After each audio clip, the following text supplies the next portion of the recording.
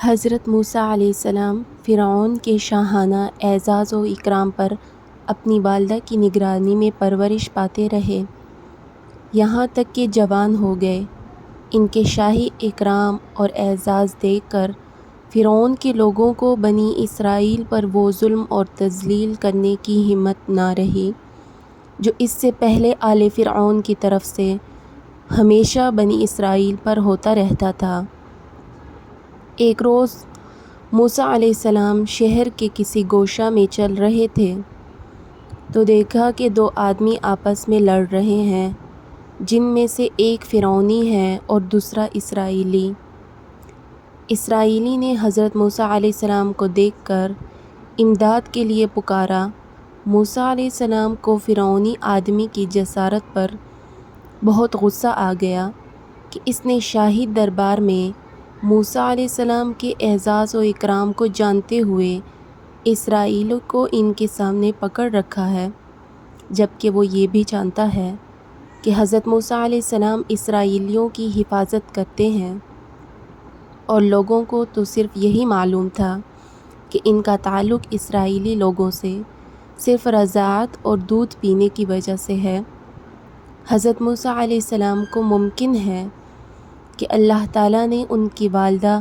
یا کسی اور ذریعے سے یہ معلوم کرا دیا ہو کہ یہ اپنی دودھ پلانے والی عورت ہی کے بطن سے پیدا ہوئے اور اسرائیلی ہیں۔ غرض حضرت موسیٰ علیہ السلام نے غصے میں آ کر اس فرعونی کے ایک مکہ رسید کیا جس کو وہ برداشت نہ کر سکا اور وہیں مر گیا، مگر اتفاق سے وہاں کوئی اور آدمی حضرت موسیٰ علیہ السلام اور ان دونوں لڑنے والوں کے سوا موجود نہیں تھا۔ فرعونی تو قتل ہو گیا اور اسرائیلی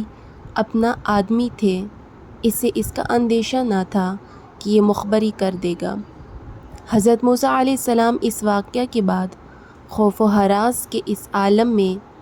یہ خبریں دریافت کرتے رہے کہ اس کے قتل پر آل فرعون کا رد عمل کیا ہوا، اور دربار فرعون تک یہ معاملہ پہنچا۔ یہ نہیں معلوم ہوا کہ معاملہ فرعون تک اس عنوان سے پہنچا ہے کہ کسی اسرائیلی نے آل فرعون کے ایک آدمی کو قتل کر دیا ہے، اس لیے اسرائیلیوں سے اس کا انتقام لیا جائے گا۔ اس معاملے میں ان کے ساتھ کوئی ڈھیل کا معاملہ نہ کیا جائے۔ فرعون نے جواب دیا کہ اس کے قاتل کو متعین کر کے مع شہادت کے پیش کرو، کیونکہ بادشاہ اگرچہ تمہارا ہی ہے، مگر اس کے لیے یہ کسی طرح مناسب نہیں کہ بغیر شہادت اور ثبوت کے کسی سے قصاص لے لیں۔ تم اس کے قاتل کو تلاش کرو اور ثبوت مہیا کرو، میں ضرور تمہارا انتقام بصورت قصاص اس سے لوں گا۔ آل فرعون کے لوگ یہ سن کر گلی کوچوں اور بازاروں میں گھومنے لگے کہ کہیں اس کے قتل کرنے والے کا سراغ مل جائے، مگر ان کو کوئی سراغ نہیں مل رہا تھا۔ اچانک یہ واقعہ پیش آیا کہ اگلے روز حضرت موسیٰ علیہ السلام گھر سے نکلے تو اسی اسرائیلی کو دیکھا کہ کسی دوسرے فرعونی شخص سے جھگڑا کرنے میں لگا ہوا ہے، اور پھر اس اسرائیلی نے حضرت موسیٰ علیہ السلام کو مدد کے لیے پکارا، مگر حضرت موسیٰ علیہ السلام کل کے واقعہ پر ہی نادم ہو رہے تھے،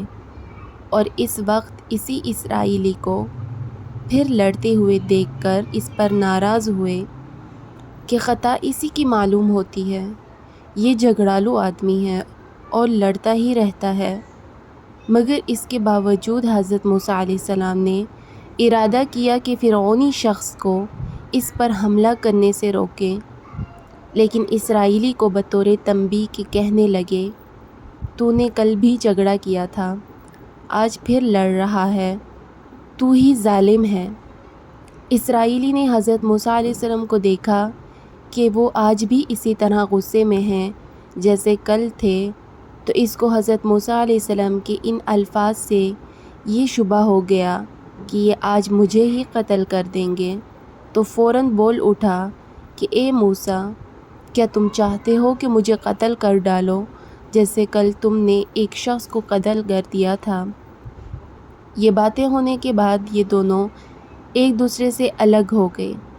مگر فرعونی شخص نے آل فرعون کے ان لوگوں کو جو کل کے قاتل کی تلاش میں تھے جا کر یہ خبر پہنچا دی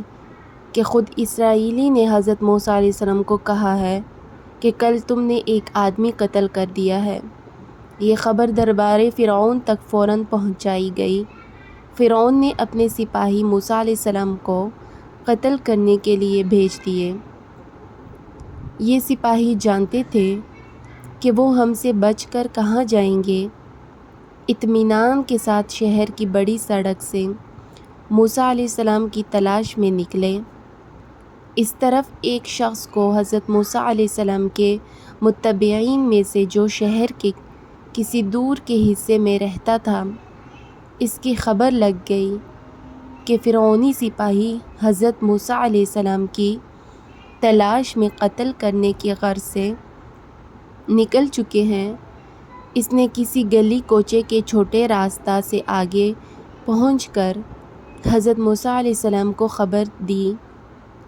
حضرت موسیٰ علیہ السلام یہ خبر سن کر فوراً شہر سے نکل گئے اور مدین کی طرف رخ پھر گیا۔ آگے کا واقعہ اگلے پارٹ میں بیان کیا جائے گا۔